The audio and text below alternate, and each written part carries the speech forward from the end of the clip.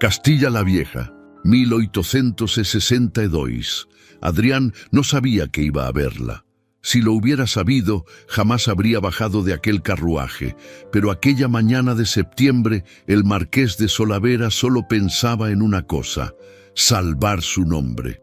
Las tierras vecinas habían cambiado de manos y la nueva propietaria era su última esperanza.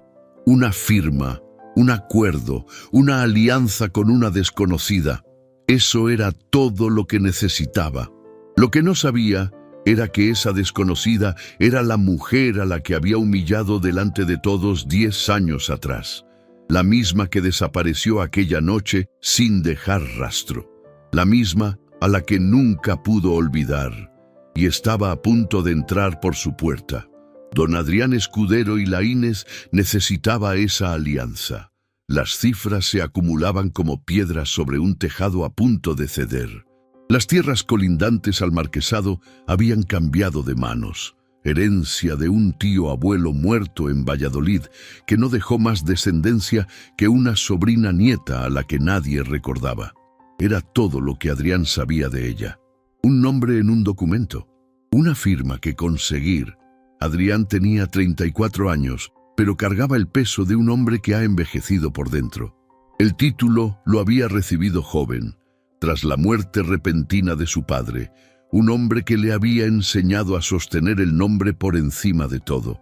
Y desde entonces, cada año había sido un ejercicio de disimulo, mantener la fachada de una casa que ya ruía por dentro.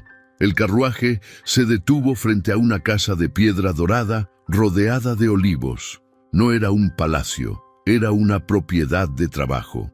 Adrián bajó y caminó hacia la puerta con la expresión que había aprendido a sostener durante años, la del hombre que no necesita nada.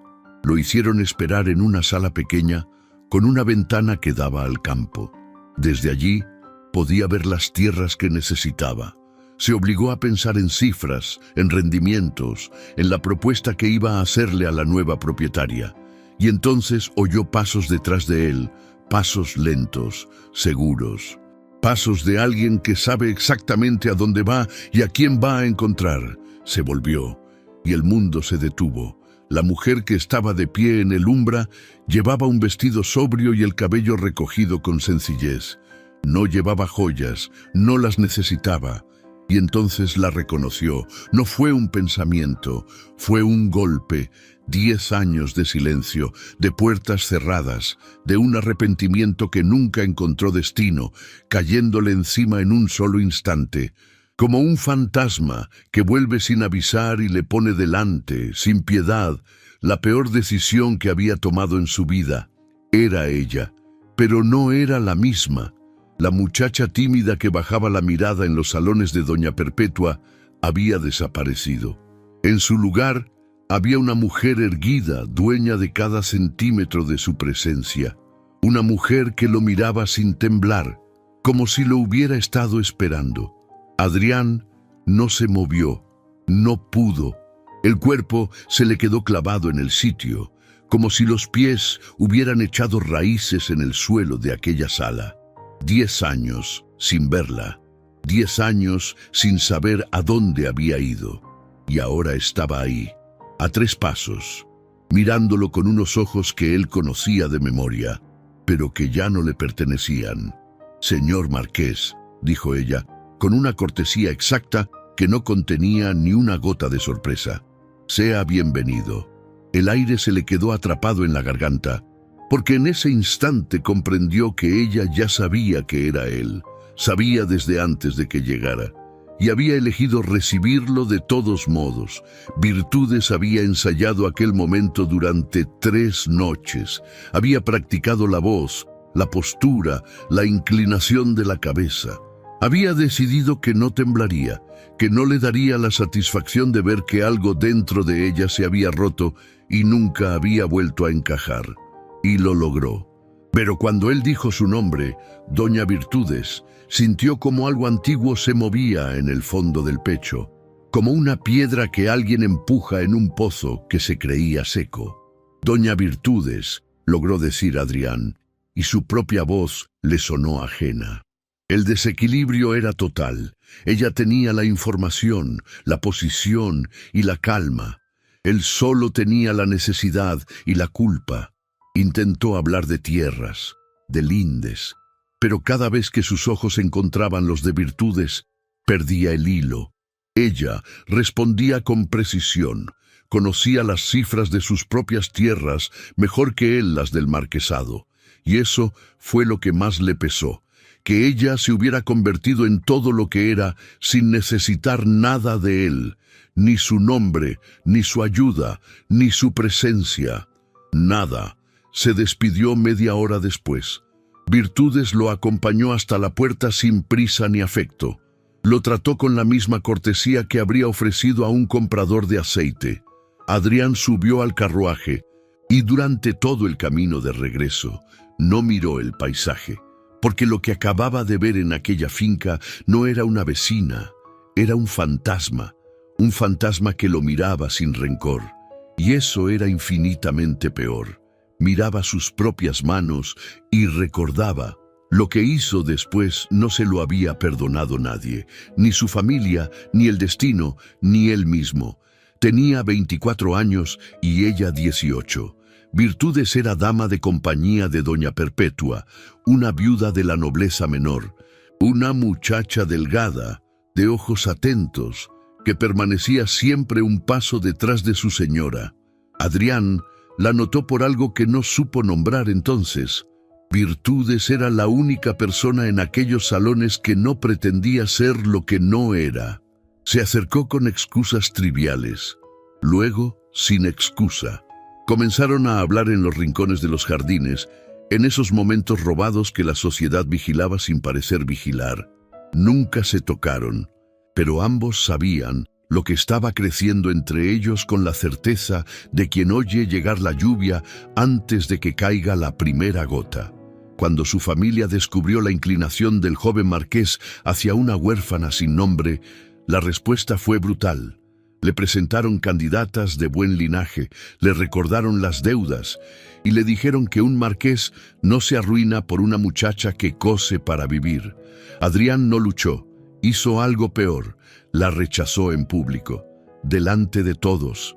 En una fiesta donde ella estaba presente, él se acercó a otra mujer y dejó claro, con gestos calculados, que Virtudes Anaya no significaba nada para él. Virtudes no esperó a que la humillación se enfriara. Desapareció esa misma noche, sin carta, sin despedida, sin rastro, y la novia que debía salvar la casa murió de fiebre tifoidea antes de la boda. Adrián quedó solo, con un título que se hundía, una casa vacía y un arrepentimiento que nunca encontró destino. Hasta aquella mañana de septiembre en que el destino le devolvió, con cortesía devastadora, exactamente lo que él había tirado al suelo 10 años atrás. Y ahora, de regreso en el carruaje, con el olor a romero de aquella finca todavía pegado a la ropa y la imagen de Virtudes clavada en la memoria como un hierro al rojo, Adrián sentía el peso de todo lo que había hecho y de todo lo que ya no podía deshacer. Cada parte de él quería no volver a cruzar aquella puerta. Quería olvidar las tierras, olvidar los lindes, olvidar que aquella puerta existía, pero el marquesado no le daba esa opción. Sin esas tierras, sin ese acuerdo, lo poco que quedaba del nombre Solavera se derrumbaría antes de que terminara el año. Y así, el mismo hombre que la había destruido 10 años atrás se vio obligado a hacer lo único que no quería hacer: volver a buscarla. Los días siguientes, envió 2 cartas formales solicitando una segunda reunión. Ella respondió con brevedad. Lo recibiría el jueves, a las 11, para tratar el asunto de los lindes del Arroyo Norte. Nada más. Como si el hombre que le escribía fuera un desconocido, y no el mismo que una vez le había hecho creer que los jardines de doña Perpetua eran el único lugar del mundo donde valía la pena estar. La encontró de pie junto a una mesa con 3 mapas desplegados. Junto a ella, don Severino, administrador de la hacienda desde los tiempos de su tío abuelo. El arroyo norte marca el límite entre sus tierras y las mías desde 1827, dijo ella, señalando una línea en el mapa. No hay ambigüedad. Tenía razón. La franja de terreno fértil que él esperaba negociar pertenecía enteramente a Virtudes. Sin ella, los campos del marquesado no tenían acceso al agua. Entiendo, dijo, y tuvo que hacer un esfuerzo para que la palabra no sonara a derrota. No pretendo comprometer nada que sea suyo, respondió cuando ella mencionó el riego de sus arrendatarios. Las palabras le salieron antes de pensarlas. Y por la forma en que Virtudes detuvo la mano sobre el mapa, ambos supieron que esa frase decía más de lo que debía. La reunión continuó, técnica y ordenada. Pero el aire entre ellos había adquirido un peso que ninguno de los dos sabía cómo sostener, pero que tampoco podían soltar. Cuando caminaron hacia el portón, Adrián sentía la presencia de ella a su lado, como se siente el calor de una hoguera cuando uno se acerca más de lo prudente. Le agradezco su disposición para este acuerdo. Es un asunto práctico, señor Marqués, no requiere agradecimiento. Ella lo miró directamente, sin hostilidad, con una serenidad más devastadora que cualquier reproche.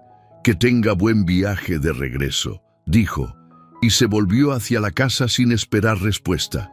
Adrián la observó alejarse, la espalda recta, el paso firme.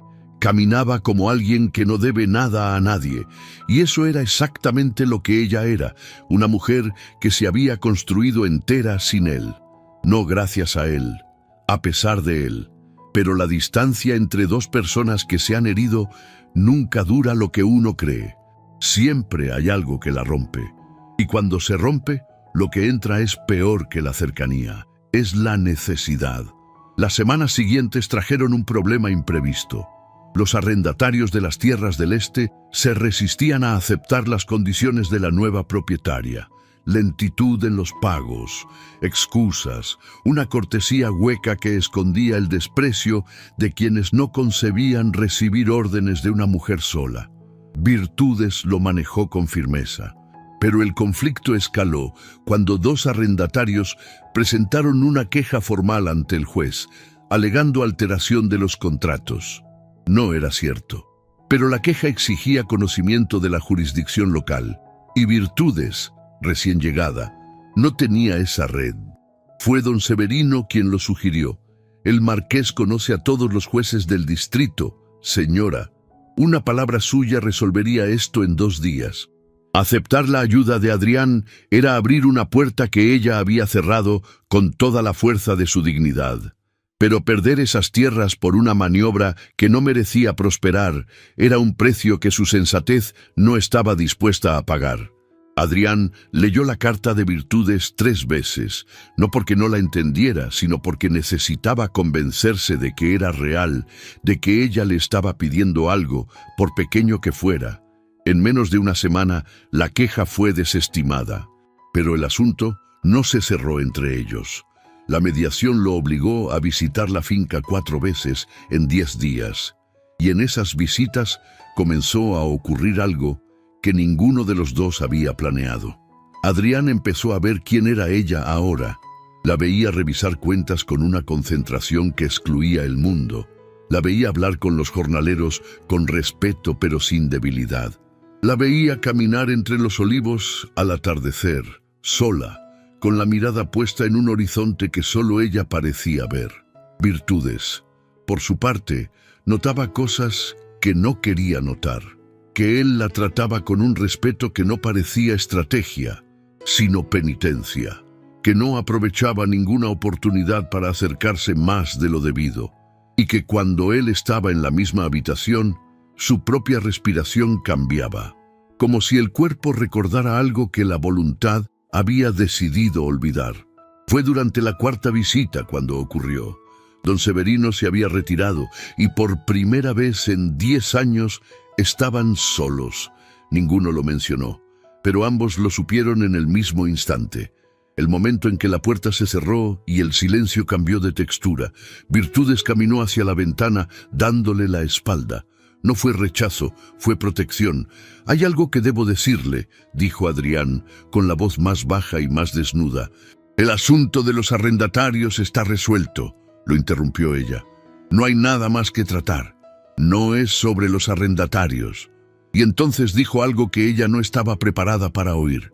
Algo que iba a romper el silencio de 10 años. «Yo la busqué», dijo.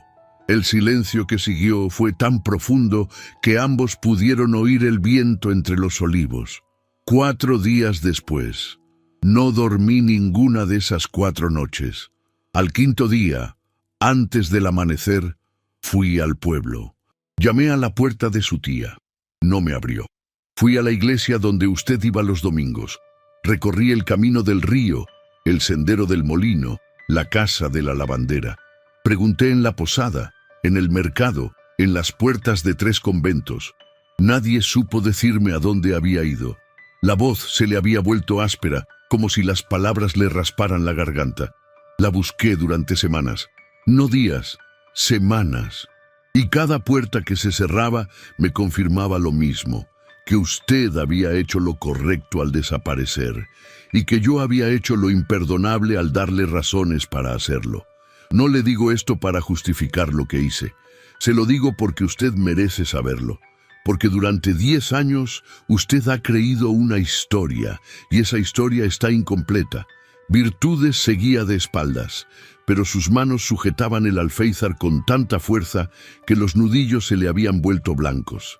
Cada detalle que él nombraba, la puerta de la tía, la iglesia, el camino del río, se incrustaba en la versión que ella había sostenido durante 10 años y la resquebrajaba desde dentro, porque ella conocía esos lugares, y la idea de que él los hubiera caminado buscándola, mientras ella ya iba camino a Valladolid en busca del único pariente que le quedaba, un tío abuelo paterno al que apenas conocía, le dolió de una manera que no esperaba.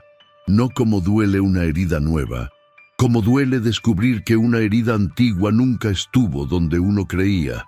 Se volvió despacio, y en sus ojos, Adrián no vio la cortesía controlada, vio la grieta. ¿Por qué no me lo dijo antes? Y su voz, firme durante semanas, tembló en la última palabra, porque no tenía derecho, y probablemente sigo sin tenerlo. No le pidió que se fuera, no le dijo que lo perdonaba. Simplemente se sentó, bajó la mirada y dijo con una voz que apenas era un hilo: «Creo que debería marcharse, señor Marqués». Adrián tomó su sombrero. Antes de salir, sin volverse, dijo: «Si necesita cualquier cosa, doña Virtudes, cualquier cosa, estoy al otro lado de ese arroyo». La puerta se cerró y Virtudes se quedó sola, sintiendo cómo la historia que se había contado a sí misma durante 10 años comenzaba a derrumbarse, porque una mujer puede sobrevivir al abandono. Lo que no puede sobrevivir es descubrir que el hombre que la abandonó nunca dejó de buscarla. Esa noche, Virtudes no durmió. Se quedó sentada junto a la ventana de su habitación, con un chal sobre los hombros y los ojos abiertos a la oscuridad del campo. Se odiaba por seguir pensando en eso. Se odiaba con la lucidez fría de una mujer que se ha pasado 10 años forjándose una armadura y que ahora siente cómo esa armadura se agrieta por el lugar exacto donde él la había golpeado. No por las palabras que le dijo en la fiesta, sino por el recuerdo de cómo la miraba antes de todo eso, como si ella fuera lo único verdadero en una sala llena de mentiras. Si aquella mirada había sido real, si él la había amado de verdad antes de destruirla, entonces la historia que ella se había contado no era de traición, era de cobardía, y la cobardía, a diferencia de la crueldad, puede cambiar. Yo la busqué. La puerta de la tía, la iglesia, el camino del río, los 3 conventos. Durante 10 años, el rencor había sido su columna vertebral. No ruidoso ni vengativo, la convicción tranquila de que ella valía más de lo que él había sido capaz de ver.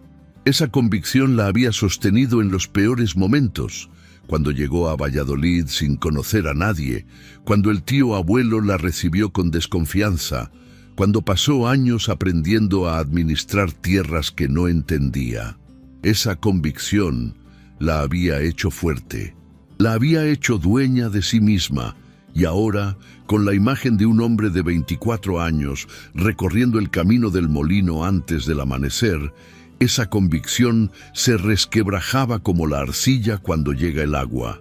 No porque lo perdonara, no lo perdonaba, pero la historia ya no era la misma, y una historia que cambia obliga a quien la ha vivido a mirar todo de nuevo. La tía Rosalía llegó a la finca 4 días después, montada en un carro de mulas que conducía un vecino del pueblo. 63 años, menuda y recta como un cirio, manos endurecidas por décadas de aguja y dedal. Había criado a Virtudes desde los 6 años, cuando la madre murió de fiebre y el padre ya llevaba 3 años enterrado. La había alimentado, vestido, enseñado a coser y a leer. La había protegido del mundo con la ferocidad callada de quien sabe que el mundo no protege a las huérfanas, hasta que la muchacha entró a servir en casa de doña Perpetua. Cuando supo que Adrián había visitado la finca 4 veces en 2 semanas, tomó el primer carro que encontró. «Dime que no has vuelto por él», fue lo primero que dijo al entrar, sin sentarse, sin quitarse el manto del camino. «No he vuelto por él, tía. Dime que no vas a dejar que se acerque. Ha mediado en un asunto legal, nada más». Rosalía la miró con los ojos de alguien que ha visto demasiado para creer en las palabras. «Yo te recogí aquella noche. Te vi llegar a mi puerta sin equipaje, sin carta, sin voz. Te vi sentarte en la silla de la cocina y quedarte ahí hasta el amanecer sin decir una palabra. Tardaste 3 días en contarme lo que había pasado. Y cuando lo hiciste, lo único que me pediste fue que no lo nombraras nunca más». Virtudes sintió que algo se le cerraba en la garganta. «Lo recuerdo, tía». «Entonces recuerda también lo que te dije. Un hombre que te humilla delante de todos para salvar su nombre no es un hombre que te quiere, es un hombre que se quiere a sí mismo. Y eso no cambia con los años, solo se disfraza mejor». Virtudes no respondió. La certeza de su tía era absoluta, tallada en piedra por 10 años de indignación, pero ella había visto los ojos de Adrián cuando dijo «yo la busqué». Y en esos ojos no había disfraz. Había algo roto que llevaba mucho tiempo roto. Rosalía se quedó en la finca. Ocupó una habitación pequeña junto a la cocina, como en los viejos tiempos, y retomó su papel de guardiana silenciosa. No volvió a mencionar a Adrián, pero su presencia era un recordatorio constante. La mujer que había recogido los pedazos estaba ahí, vigilando para que nadie volviera a romperlos. Las semanas siguientes trajeron una calma engañosa. Adrián no volvió a visitar, no envió cartas. Se retiró como un hombre que ha dicho lo que necesitaba decir y que ahora espera, no con esperanza, sino con la paciencia resignada de quien sabe que no merece lo que espera. Pero la distancia no borró lo que había ocurrido. Virtudes lo sentía en los momentos más inesperados. Al revisar los contratos que él había ayudado a resolver, al pasar junto a la silla donde él se había sentado, al mirar hacia el norte y ver la silueta del marquesado al otro lado del arroyo, se descubrió pensando en la forma en que había dicho su nombre, en la manera en que se había quedado de pie al otro lado de la mesa, como si no se atreviera a dar un solo paso que ella no le hubiera permitido.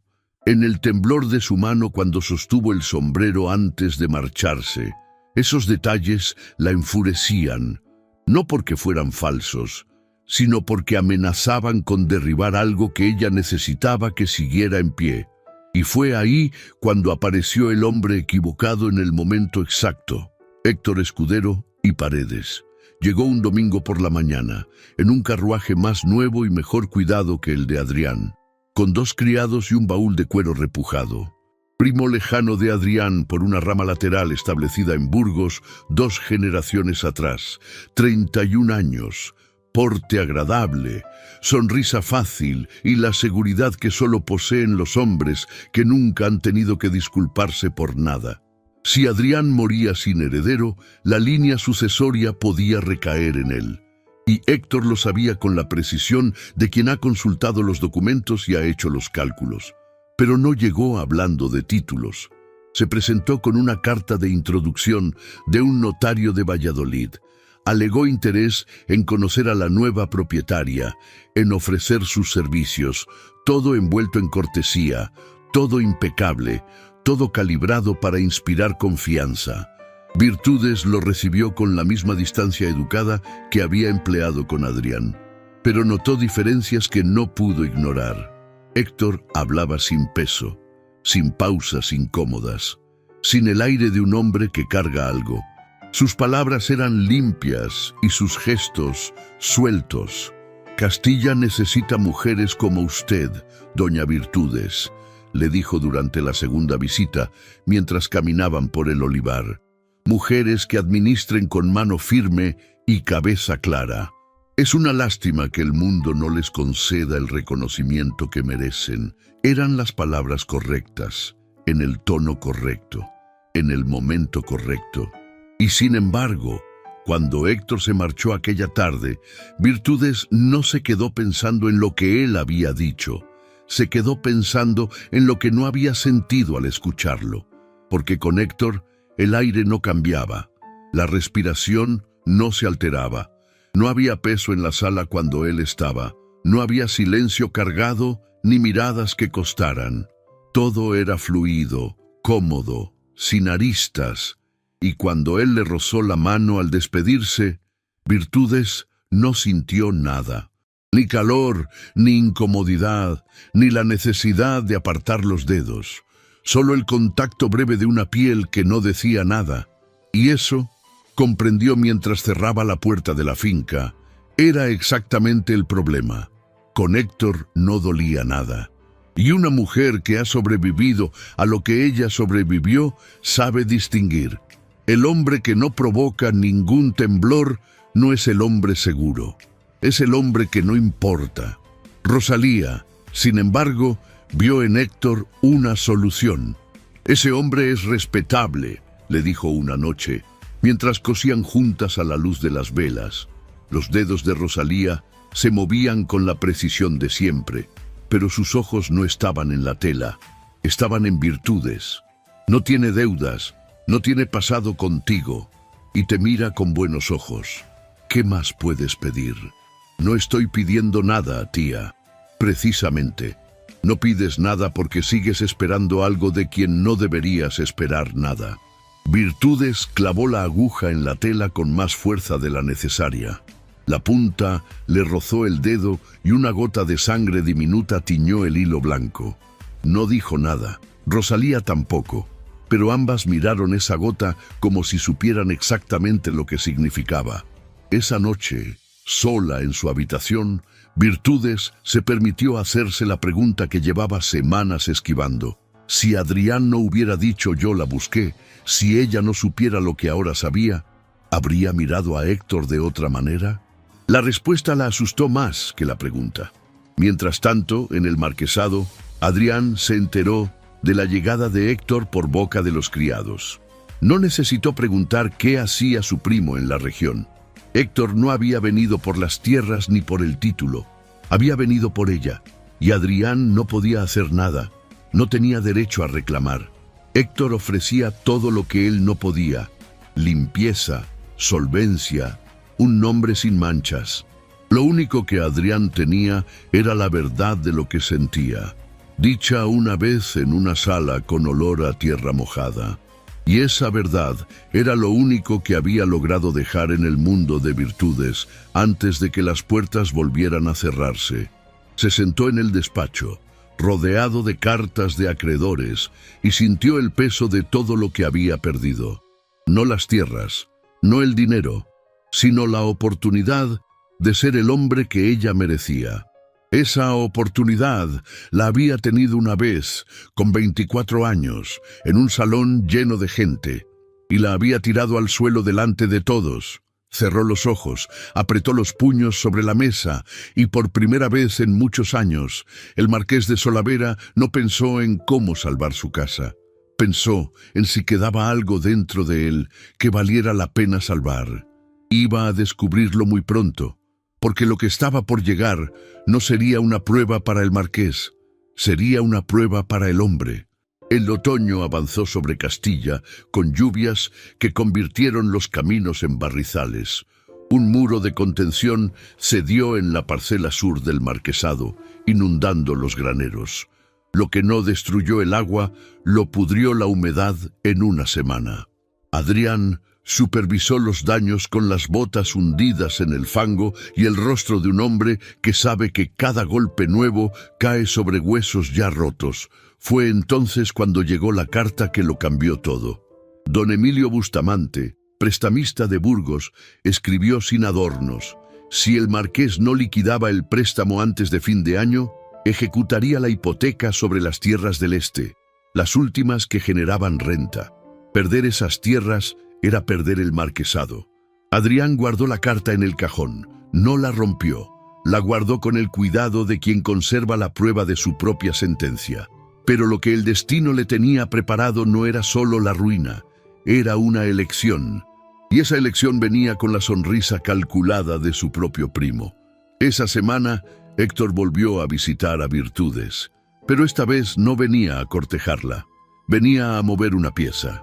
He encontrado algunas irregularidades en la sucesión de su herencia, doña Virtudes, dijo cruzando las manos sobre la mesa. Un documento que falta, una firma que no coincide. Ya sabe cómo son estas cosas. Lo dijo con ligereza, pero Virtudes conocía sus documentos, revisados con 3 notarios. La herencia era legítima. Sin embargo, sabía que una mujer sola defendiendo una propiedad contra una impugnación podía perder años en los tribunales, aunque tuviera razón. ¿Y qué sugiere usted? Que la mejor protección para una propiedad es una alianza sólida, un nombre fuerte que respalde el suyo. No dijo matrimonio, no hacía falta. Virtudes pidió tiempo, Héctor se marchó, y ella se quedó en el umbral, pensando en la palabra irregularidades, no dicha como información, sino como advertencia. Algo detrás de la sonrisa fácil se movía con precisión demasiado calculada. Lo que Virtudes no sabía, y lo que Adrián descubrió 3 días después, era que las irregularidades no existían. Héctor las había fabricado. Un escribano de Burgos advirtió a Adrián que alguien había estado consultando los registros de la herencia a Anaya. El nombre del solicitante, Héctor Escudero y Paredes. Adrián comprendió de golpe. No era un cortejo, era una maniobra. Héctor creaba una amenaza ficticia para convertirse en protector necesario de Virtudes, y no tardó en presentarse en el marquesado. Primo, dijo, sentándose sin esperar invitación, tú necesitas dinero, yo necesito tu nombre. Si unimos fuerzas, podemos quedarnos con las tierras de la Anaya. Ella no tiene red, no tiene aliados. En 6 meses, esas tierras serían nuestras. Se reclinó satisfecho. Tus deudas quedan saldadas, mi posición asegurada, y la huérfana vuelve a ser lo que siempre fue, una costurera sin nombre. Todo lo que Adrián había perdido en 10 años cabía en aquella propuesta, y todo lo que le quedaba de verdadero cabía en una sola palabra: no. Y por primera vez en 10 años eligió distinto. No, no, piénsalo, no tienes otra salida. Adrián se puso de pie, despacio. Hace 10 años destruí a esa mujer para salvar este nombre. Elegí todo lo que tú me estás ofreciendo ahora, y esa elección me convirtió en el hombre más vacío de Castilla. No voy a hacerlo otra vez. Estás arruinado. Sin esto, pierdes todo. Ya perdí todo. Lo perdí hace 10 años cuando la miré a los ojos y fingí que no significaba nada. Lo que me queda ahora es la posibilidad de no ser el mismo cobarde que fui entonces. Estás cometiendo un error que no puedes revertir. El error que no puedo revertir ya lo cometí. Este no es un error. Es lo primero que hago bien en 10 años. Héctor se marchó bajo la lluvia. Adrián se quedó solo en el despacho. El reloj marcaba las horas con un sonido hueco. La lluvia golpeaba los cristales, las brasas apenas iluminaban las paredes. Sacó la carta del acreedor. La miró una última vez. Luego tomó una hoja en blanco, una pluma, un tintero, y se detuvo. Lo que iba a escribir no podía retirarse, no podía matizarse, no podía esconderse detrás de la cortesía. Era la verdad desnuda, sin título, sin escudo, sin escapatoria. Mojó la pluma, la mano le temblaba. Escribió despacio, explicó la maniobra de Héctor, detalló los documentos, informó de las pruebas. Pero al llegar al final, la claridad se acabó, porque lo que quedaba por decir no cabía en el lenguaje de los marqueses. No cabía en la cortesía, ni en el protocolo, ni en ninguna de las formas que le habían enseñado para hablar sin decir nada. Se quedó mirando el papel, la pluma suspendida, la tinta formando una gota en la punta que no caía, y escribió, por fin, lo único verdadero que había escrito en su vida. Hace 10 años elegí el nombre y la perdí a usted. Hoy elijo perder el nombre, porque sin usted, señora mía, no sé quién soy debajo del título. Y con usted o sin usted, necesito saberlo.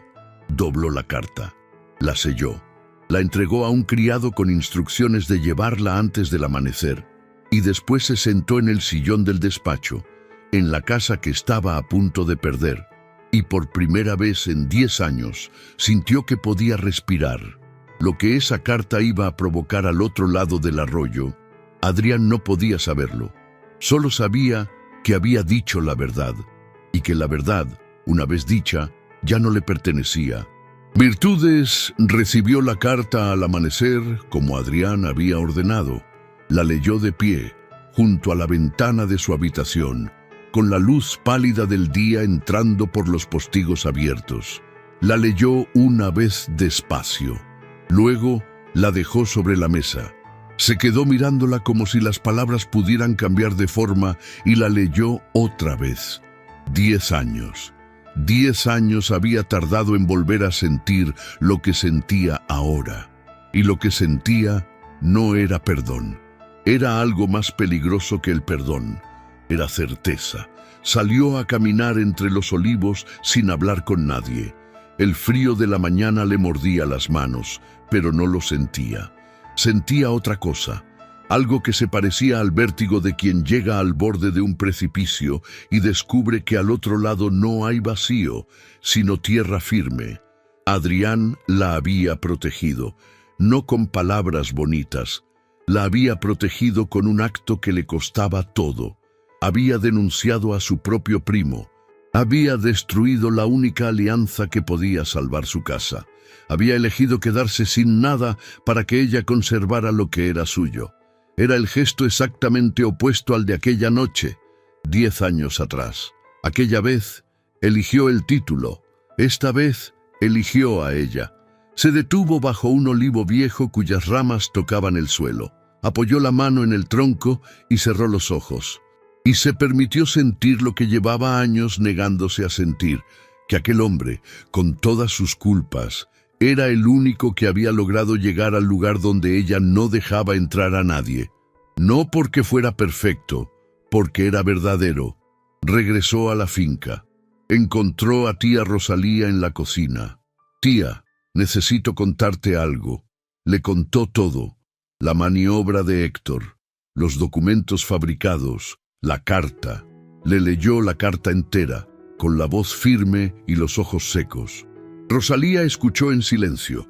Su expresión fue cambiando despacio, de la desconfianza a la sorpresa, de la sorpresa al dolor, y del dolor a una forma de respeto que no quería conceder, pero que ya no podía negar. «Ese hombre acaba de perder su casa por ti», dijo al fin, con la voz más baja y más antigua. «Lo sé, hace 10 años te destruyó delante de todos para salvar esa misma casa. También lo sé». Rosalía la miró como la había mirado aquella noche, pero al revés. Porque ahora no había derrota, Había algo que la anciana no había visto en los ojos de su sobrina en 10 años: esperanza. ¿Y qué vas a hacer? Virtudes tardó en responder, no porque dudara, sino porque quería que las palabras salieran exactas. No voy a hacer nada, tía.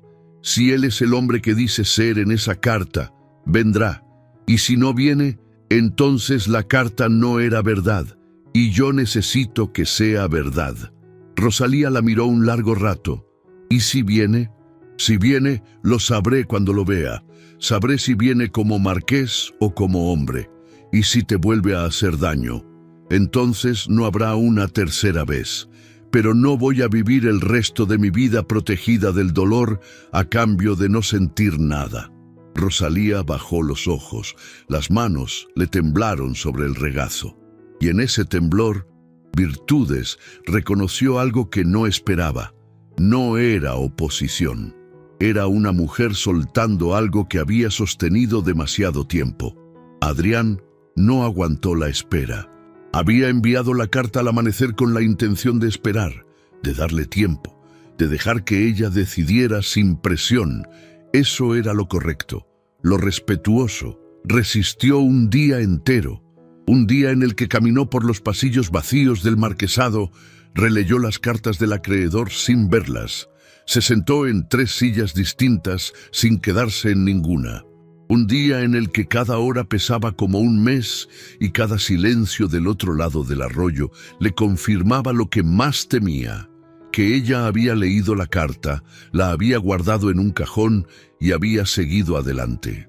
Al segundo día, antes del amanecer, supo que no podía esperar más, no porque tuviera derecho, sino porque quedarse quieto era exactamente lo que había hecho 10 años antes.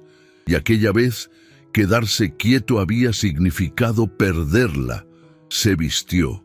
Se miró en el espejo del recibidor y vio a un hombre con ojeras, el cabello revuelto y la expresión de alguien que no ha dormido en 2 noches. Se alisó la chaqueta con manos que no dejaban de temblar. Y salió. No tomó el carruaje, montó sin esperar al criado, cruzó el camino a caballo hasta el arroyo y ahí se detuvo. Bajó, dejó las riendas sueltas, el resto lo hizo a pie, porque no quería llegar como marqués. Cruzó el arroyo por el vado de piedra, con el agua helada de octubre lamiéndole las botas. Caminó entre los olivos de ella con el paso de un hombre que sabe que lo que está a punto de hacer puede terminar en cualquier cosa, en redención o en la última puerta cerrándose para siempre. Cuando llegó a la finca, la puerta estaba abierta, no porque lo esperaran, porque en el campo las puertas se abren con el sol. Una criada lo vio llegar y se detuvo con una cesta de ropa en las manos. El marqués de Solavera, a pie, solo, empapado hasta los tobillos, a las 7 de la mañana. ¿Está doña Virtudes?, preguntó, y su voz sonó como la de un hombre que ha cruzado más que un arroyo para llegar hasta ahí. En el olivar, señor, y supo, antes de verla, que esa mañana decidiría el resto de su vida. La encontró donde sabía que iba a encontrarla, entre los árboles, con las manos enlazadas detrás de la espalda y la mirada puesta en la distancia. Virtudes lo oyó antes de verlo. Se volvió, lo vio, con la chaqueta arrugada y el barro en las botas y la expresión de un hombre que no tiene nada preparado. No había cortesía en su rostro, no había cálculo, solo había verdad. Se miraron durante un largo momento. El viento movía las ramas de los olivos sobre ellos y ninguno de los dos habló. Fue Adrián quien rompió el silencio. Y lo que dijo no fue un discurso ni una declaración, fue lo único que le quedaba. He venido a decirle lo que debí decirle hace 10 años, en aquel salón, delante de todos. Dio un paso hacia ella. Ella no retrocedió. Debí haberme puesto de pie esa noche y haber dicho: esta mujer vale más que cualquier título que puedan darme. Vale más que esta casa, que estas tierras, que este apellido. Y si tengo que elegir, la elijo a ella. La voz le temblaba. No la voz de un marqués, la voz de un hombre que ha esperado una década para decir lo que debería haber dicho en un instante. No lo dije porque fui un cobarde, y no hay disculpa para eso. Se detuvo, tragó, y cuando habló de nuevo, su voz cambió. Se volvió más baja, más desnuda, como si estuviera arrancando algo del último rincón donde lo tenía escondido. Pero necesito que sepa una cosa. Debajo de ese título nunca hubo nadie. Yo era un hombre hueco. El único momento en toda mi vida en que fui alguien de verdad fue cuando la miraba a usted en aquellos jardines y usted me miraba como si yo valiera algo. No el marqués, yo. Y cuando la perdí, perdí a ese hombre. Y he tardado 10 años en encontrarlo. Virtudes lo escuchó sin moverse. Lo escuchó con la calma de una mujer que ya ha tomado su decisión, pero que necesitaba oír exactamente esto antes de dar el último paso. Cuando él terminó, ella dejó pasar un silencio, no largo, solo el necesario para que las palabras de él se asentaran entre los dos. «Yo no soy la muchacha que salió por la puerta de servicio aquella noche», dijo, y su voz no tembló. Fue firme, clara, sin rencor. «Esa mujer ya no existe. La que está frente a usted se construyó sola, sin su nombre, sin su búsqueda, sin saber que me había buscado, y no necesita que la rescaten». Adrián asintió. No se defendió, no explicó, pero esa mujer, continuó Virtudes, y aquí su voz cambió, se volvió más baja, y por primera vez algo que no era fuerza ni dignidad asomó en sus ojos. Lleva 10 años preguntándose cómo sería su vida si usted hubiera tenido esa noche el valor que no tuvo. Adrián dejó de respirar. Y en estos meses, dijo ella, desde que volvió a aparecer en mi puerta, he visto algo que no esperaba ver. He visto a un hombre que me dio por mí sin pedirme nada, que no intentó acercarse cuando no tenía derecho, que rechazó lo único que podía salvarlo para proteger lo mío, que eligió perder todo antes que hacerme daño otra vez. Hizo una pausa. Lo miró directamente. No necesito que me lo demuestre más, Adrián. Ya me lo ha demostrado, y al decir su nombre, sin el señor marqués, sin la distancia, sin la cortesía que los había separado durante meses, fue como si cayera el último muro entre los dos. Adrián sintió que algo se le rompía dentro del pecho, pero no era dolor, era lo contrario del dolor. Era el sonido de algo que por fin encajaba después de haber estado fuera de lugar durante una década. «Entonces dígame qué quiere», dijo, y la voz le salió rota. «Dígame qué necesita de mí, lo que sea, lo que usted me pida». Virtudes lo miró con los ojos llenos de todo lo que había guardado durante 10 años, y lo que dijo fue tan simple que cabía en una sola frase. «Quédese». Una sola palabra, pero contenía todo, toda la soledad, toda la espera, toda la fuerza que le había costado llegar hasta ahí, y toda la valentía que hacía falta para decirla. Adrián dio el último paso, el que lo dejó tan cerca que podía sentir el calor de ella en el aire frío de la mañana. Le tomó las manos, las dos. Las sostuvo entre las suyas como si fueran lo único sólido en un mundo que acababa de cambiar de forma. «No me voy a ir», dijo. «No me voy a ir nunca, Virtudes». Y al decir su nombre sin el doña, como ella había dicho el suyo sin el título, ambos supieron que algo acababa de cerrarse, algo que llevaba 10 años abierto. Virtudes levantó la mano y le tocó el rostro, los dedos en la mejilla de él. El primer contacto entre los dos en 10 años. No fue de pasión ni de perdón, fue de reconocimiento, el gesto de alguien que toca algo que creía perdido y descubre que todavía es real. Adrián cerró los ojos, giró levemente el rostro hacia la mano de ella, y cuando los abrió, tenía los ojos húmedos, y no le importó que ella lo viera. Le rozó la mejilla con la misma delicadeza con que ella lo había tocado a él, y entonces se besaron. Fue un beso lento, cargado con el peso de 10 años de silencio. Un beso que empezó apenas como un roce y que fue creciendo despacio hasta que ambos supieron que no había vuelta atrás.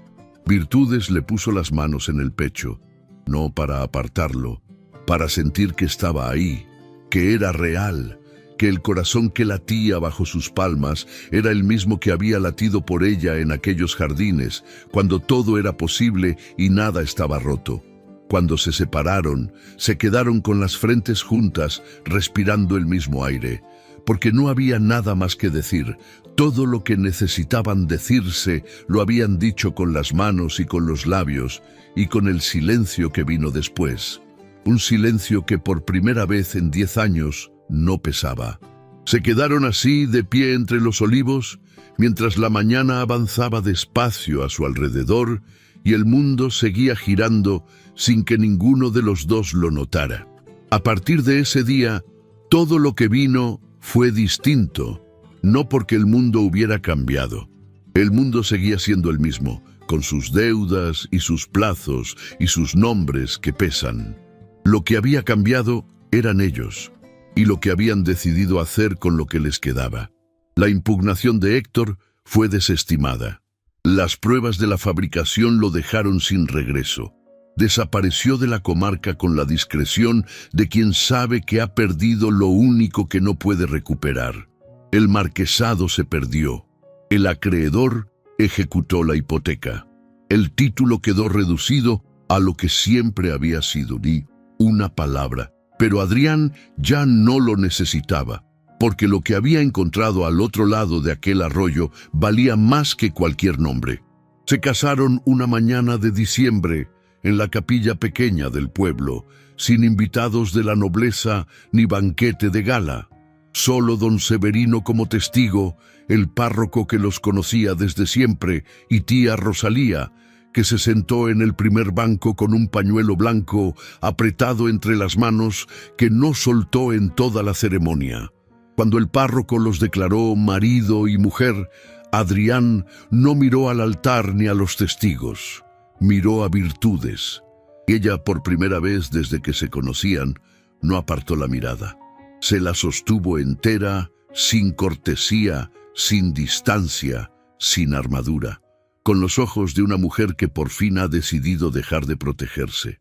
Al salir de la capilla, Rosalía se acercó a Adrián, lo miró durante un largo momento y luego hizo algo que nadie esperaba. Le tomó la mano, se la apretó con fuerza y dijo 2 palabras. «Bienvenido, hijo». Adrián bajó los ojos, no porque tuviera vergüenza, porque no quería que nadie lo viera llorar. La vida que construyeron después no fue la de un marqués ni la de una heredera. Fue la de 2 personas que habían elegido empezar de nuevo, juntos, en la misma casa, en la misma tierra, con las mismas manos. Adrián aprendió a hacer lo que nunca había hecho: trabajar. Se levantaba antes del amanecer, recorría las parcelas a pie, hablaba con los arrendatarios por su nombre. Aprendía cuándo podar un olivo, cómo leer el cielo antes de la lluvia, qué tierra necesita cal y cuál necesita descanso. Y al final de cada jornada, volvía a la casa que ahora era suya también, no por título ni por herencia, sino porque la mujer que lo esperaba en la puerta había decidido que él merecía estar ahí. La primera vez que un arrendatario lo llamó Don Adrián, en lugar de Señor Marqués, se detuvo un instante. Algo se movió dentro de él. No dolor, alivio. Como si alguien le hubiera quitado de los hombros un abrigo que llevaba puesto desde que nació y que nunca le había quedado bien. Virtudes no necesitaba vigilarlo. No necesitaba comprobar nada. Lo que veía cada día, en la forma en que él hablaba con los jornaleros, en la paciencia que antes no tenía, en la manera en que la miraba cuando creía que ella no se daba cuenta, le confirmaba lo que había intuido aquella mañana entre los olivos, que el hombre con el que se había casado no era el marqués que la destruyó, era el hombre que el marqués nunca se había atrevido a ser, y eso la hacía sentir algo que no había sentido en 10 años: paz. No la paz de la resignación, La paz de saber que la persona que dormía a su lado cada noche había elegido estar ahí, no por deber, no por título, no por necesidad, por amor. La primavera llegó despacio aquel año, como si la tierra necesitara tiempo para calentarse después de un invierno tan largo. Los olivos florecieron antes que los del resto de la comarca, pequeñas flores blancas que cubrieron las ramas como una promesa modesta pero firme. Una tarde de abril, Adrián terminó de revisar las cuentas y caminó hasta la casa. Encontró a Virtudes en el huerto, plantando romero junto al muro del sur. Tenía tierra en los dedos y el sol le daba en la nuca. No lo oyó llegar. Se quedó mirándola un momento y comprendió algo que no necesitaba palabras, que la vida que habían construido juntos, sin título, sin fachada, era la primera vida real que había tenido. Virtudes levantó la mirada y lo vio. Le hizo espacio a su lado, moviendo la cesta de plantas para que él pudiera sentarse junto a ella en la tierra. ¿Terminaste con las cuentas? Terminé. Los arrendatarios del norte pagaron completo, por primera vez en 3 años. En los ojos de ella brilló orgullo, orgullo por él, por el hombre en que se había convertido, por la vida que habían elegido construir juntos. Se sentó a su lado, su mano encontró la de ella entre las plantas de romero. Virtudes entrelazó los dedos con los de él con la naturalidad de algo que siempre debió haber sido así. Se quedaron en silencio. El viento traía olor a azahar desde los naranjos del camino. Una golondrina cruzó el cielo sobre la finca, tan baja que casi rozó el muro. Y en la cocina, tía Rosalía los vio por la ventana, marido y mujer, sentados en la tierra, con las manos entrelazadas entre el romero. Y por primera vez en 10 años, dejó de coser para sonreír. Porque lo que aquellos dos habían construido no era un regreso al pasado, era algo nuevo, algo que había nacido limpio, sin deuda, sin miedo, algo que solo podía existir porque ambos habían elegido, él con su renuncia y ella con su valentía, que el amor verdadero no se hereda ni se negocia, se construye con las manos en la tierra, un día a la vez. Y así, en una finca de piedra dorada entre olivos de Castilla, el hombre que una vez fue marqués y la mujer que una vez fue olvidada, encontraron lo que ni el título ni la herencia habían podido darles: un hogar, no de piedra ni de nombre, sino de manos que se encuentran, de silencios que no pesan y de una promesa cumplida cada mañana al despertar. Gracias por haberse quedado conmigo hasta el final. En la pantalla final le espera un video que elegí con mucho cariño para usted, además de una selección de relatos que quizá también puedan acompañarle de una manera especial. Antes de irse, déjeme un pequeño comentario, aunque sea una sola palabra. Su mensaje hace más de lo que imagina, ayuda a que esta historia llegue a otras personas y también me anima a seguir creando nuevas historias para usted. Y no olvide mirar el comentario fijado, porque allí le dejé una hermosa playlist con más historias que pueden seguir acompañándole. Gracias de corazón por su compañía.